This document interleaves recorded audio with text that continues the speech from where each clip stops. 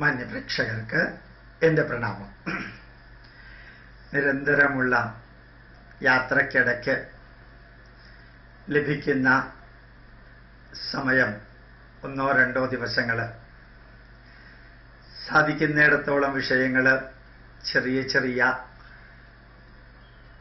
സമയ ദൈർഘ്യത്തിലുള്ള സന്ദേശങ്ങളായിട്ട് നിങ്ങളുടെ മുമ്പിൽ സമർപ്പിക്കുമ്പോൾ ലഭിക്കുന്ന സംതൃപ്തി വിവരണാതീതമാണ്.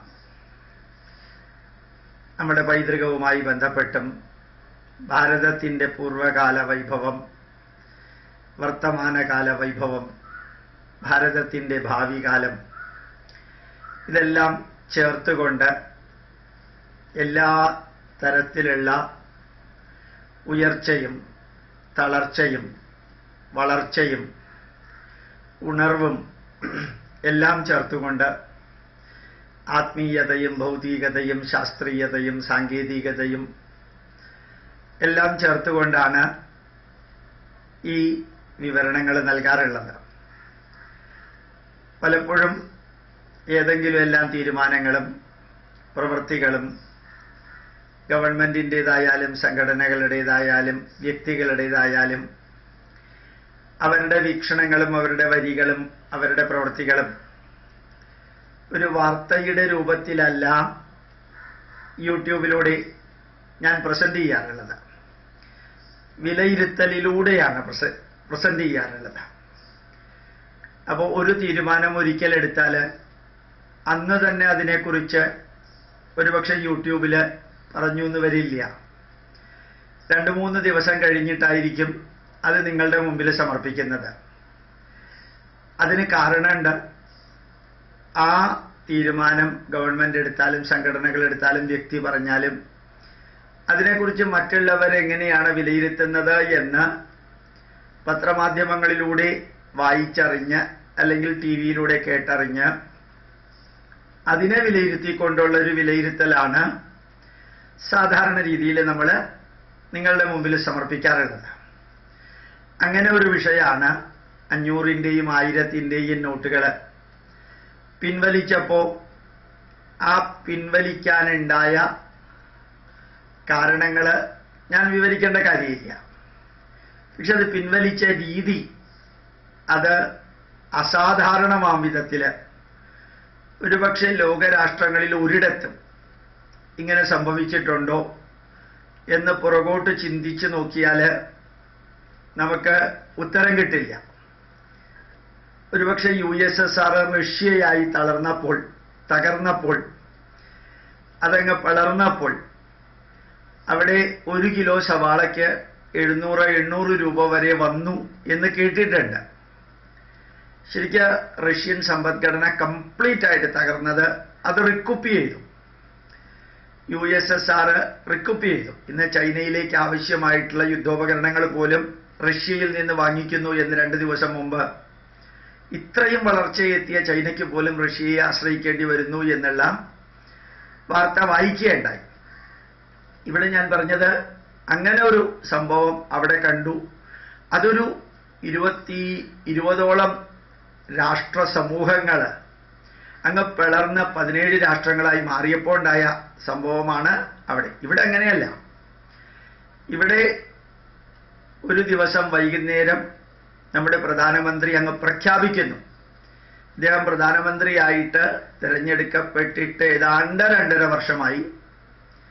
ആഗസ്റ്റ് മാസം വളരെ വ്യക്തമായിട്ട് പറഞ്ഞിരുന്നു, ആരുടെ കയ്യിൽ കള്ളപ്പണം ഉണ്ടെങ്കിലും 40% ടാക്സ് കൊടുത്തിട്ട് അതിനെ ഭംഗിയാക്കിയിട്ട് വൈറ്റ് മണിയാക്കി മാറ്റാം.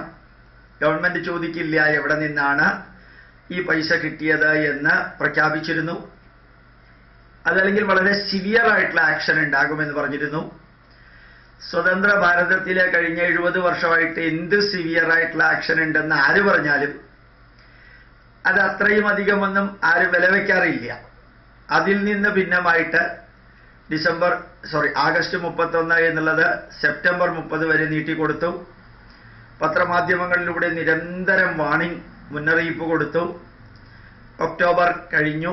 നവംബറിൽ ഒരുപക്ഷെ 1, 2, 3 വ്യക്തികൾ, ഇന്ത്യൻ പ്രധാനമന്ത്രിയും ഇന്ത്യൻ പ്രസിഡന്റും അല്ലെങ്കിൽ ചിലപ്പോൾ റിസർവ് ബാങ്ക് ഗവർണറും അല്ലെങ്കിൽ ജെറ്റ്ലി ഫിനാൻസ് മിനിസ്റ്ററും 3-4 പേര് അല്ലെങ്കിൽ 2-3-4 പേര് എടുത്ത ഒരു തീരുമാനം 100% കോൺഫിഡൻഷ്യലായിട്ട് വെച്ചുകൊണ്ട് വൈകുന്നേരം 3 ദിവസം മുമ്പ് വൈകുന്നേരം ഒരു 8 മണിക്ക് പ്രധാനമന്ത്രി ചാനലുകളിലൂടെ അങ്ങ് പ്രഖ്യാപിക്കുകയാണ് ചെയ്തത്.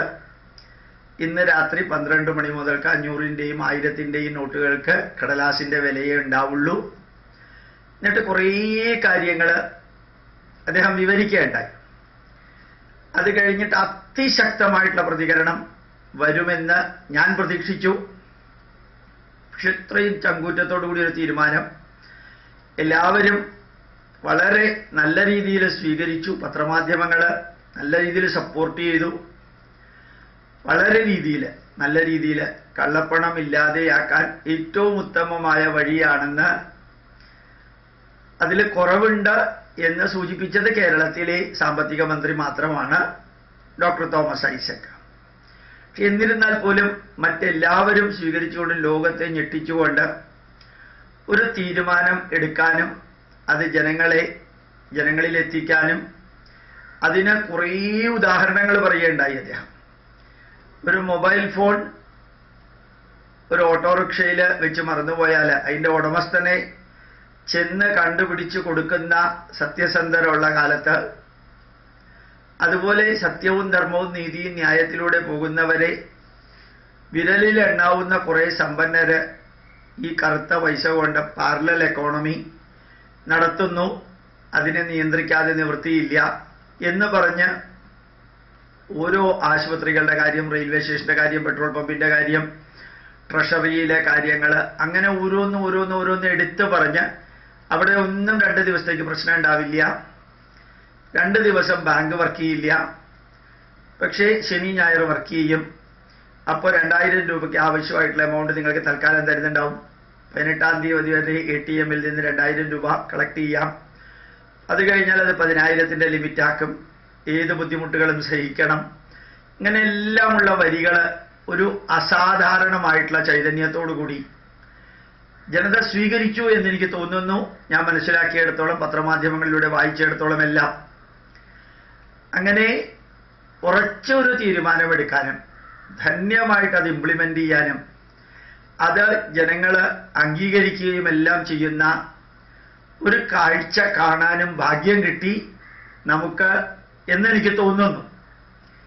ആ ഒരു സന്ദേശം, അതിൻ്റെ പ്രതിഫലനങ്ങൾ അടുത്ത ഒരു സ്പീച്ചിൽ ഞാൻ വിവരിക്കുന്നുണ്ടാവും. ഇത് ഈ രീതിയിൽ മാത്രം ഒരു ചങ്കൂറ്റത്തോടു കൂടി എടുക്കുന്ന തീരുമാനം ഇത്രയും 127 കോടി ജനതയുള്ള ഭാരതത്തിൽ 2-3 വ്യക്തികൾ മാത്രം അറിയുകയും അത് ഇംപ്ലിമെന്റ് ചെയ്യുന്നു എന്ന് പറയുന്നത് വരെ മറ്റാരും അറിയിക്കാതിരിക്കുകയും എല്ലാം ചെയ്ത ആ ഉജ്ജ്വലമായ നേട്ടം ഭാരതത്തിന് ഇനിയും നന്മയിലേക്ക് നയിക്കട്ടെ എന്ന് ആഗ്രഹിക്കുന്നു, പ്രാർത്ഥിക്കുന്നു. പ്രണാമം, നമസ്കാരം.